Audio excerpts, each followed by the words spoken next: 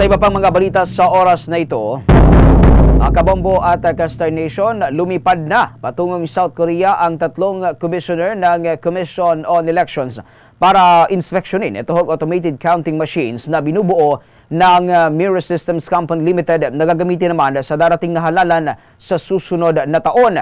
Ayon kay Commission on Elections Commissioner Ray Bulay, layon ng kanilang biyahe na matiyak nga na maidi-deliver sa kanila ng maayos ang wishlist ng kanilang poll body. Inatasan rin silang matukoy kung may kakayahan ang Mirror Systems na may deliver ang abot sa 110 na mga machines.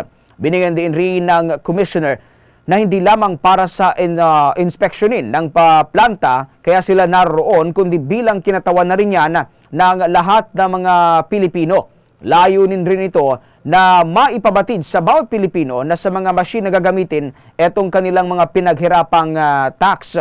Samantala, tiniyak din ng mga opisyal ng Miro sa mga commissioner ng COMELEC na ang lahat ng bahagi ng mga counting machine ay ginawa sa South Korea at mas advanced ang teknolohiya kaysa sa mga makinang ginamit ng Pilipinas.